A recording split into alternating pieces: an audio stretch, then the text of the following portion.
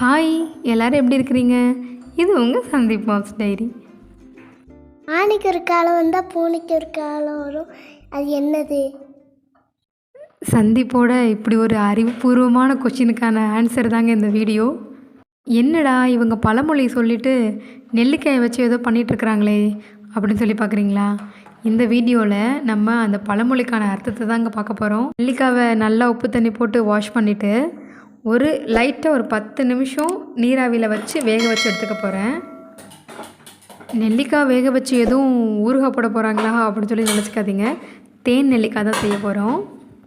வீட்டில் பால் காய்ச்சும் போது கொஞ்சம் கொஞ்சமாக எடுத்து வச்சுருந்த பாலாடையெல்லாம் திரட்டி பட்டர் எடுத்துடலாம் அப்படின்னு சொல்லிட்டு நானும் சந்தீப்பும் எடுத்துகிட்டு இருந்தோம். என்னடா இவங்க பழமொழியும் சொல்கிறாங்க, ஒரு பக்கம் நெல்லிக்காய் வேக வச்சிட்ருக்காங்க, இன்னொரு பக்கம் பாலாடையை காமிச்சிட்ருக்குறாங்க அப்படின்னு சொல்லி கன்ஃபியூஸ் ஆகாதீங்க. வீடியோவோட எண்டில் இதுக்கான ரிசல்ட்டை பார்க்கலாம். எடுத்து வச்சுருக்கிற பாலாடையில் கொஞ்சமாக தண்ணி ஊற்றி மிக்சியில் வச்சு நான் அடிச்சிட்டேங்க. அடித்து நல்லா இறக்கும் போது எனக்கு நல்லா பாலாடை நல்லா திரண்டு வந்துருச்சு. இதில் சம்டைம்ஸ் ஐஸ் க்யூப்ஸும் போட்டு அடிக்கலான்னு சொல்கிறாங்க. பட் நான் நார்மல் வாட்டர் ஊற்றி தான் நல்லா அடித்தேன். நல்லா வெண்ணெய் திரண்டு வந்துடுச்சு. முன்னாடிலாம் வெண்ணெய் எடுக்கணுன்னா நல்லா பானையில் போட்டு மத்து வச்சு கடைஞ்சி எடுப்பாங்கங்க. அம்மா அத்தையெல்லாம் பார்த்திங்கன்னா அப்படி தான் எடுப்பாங்க. நான் ஜென்ரலாக மிக்சியில் போட்டு எடுத்துடுவேன்.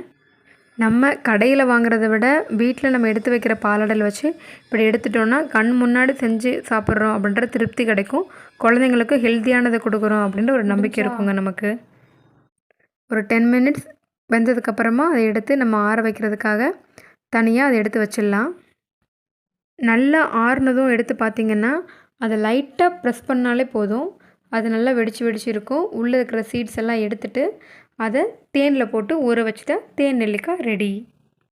அதெல்லாம் விடுமா, பழமொழிக்கான அர்த்தத்தை சொல்லு அப்படி சொல்லி கேட்குறீங்களா? நம்ம இந்த மாதிரி வெண்ணெயிலேருந்து உருக்கிற நெய், அதை நம்ம ஆணை அப்படி சொல்லலாம். ஆங்கிறது வேறு ஒன்றும் இல்லைங்க, பசுவிலேருந்து பிரித்து எடுக்கிற நெய்யையும், பூனை பூவிலிருந்து கிடைக்கிற தேன் அதை தான் நெய்ன்னு சொல்கிறாங்க, பூனை. குழந்தைங்களுக்கு நெய் கொடுத்தா உடம்பு நல்லா வலுவாக இருக்குன்னு சொல்லிட்டு நெய் ஊற்றி ஊட்டுறோம் இல்லையா, அது தாங்க ஆணைக்கு ஒரு காலம். பெரியவங்களுக்கு ஆயில் ஐட்டம் நெய் ஐட்டம் இதெல்லாம் வேண்டாம் அப்படின்னு அவாய்ட் பண்ணுறோம் இல்லையா, அவங்களுக்கு தேனில் ஊற வச்ச அத்திப்பழம், பேரிச்சம்பழம் இந்த மாதிரி ஐட்டத்தை சாப்பிட சொல்கிறோம். அதுதாங்க பூனை.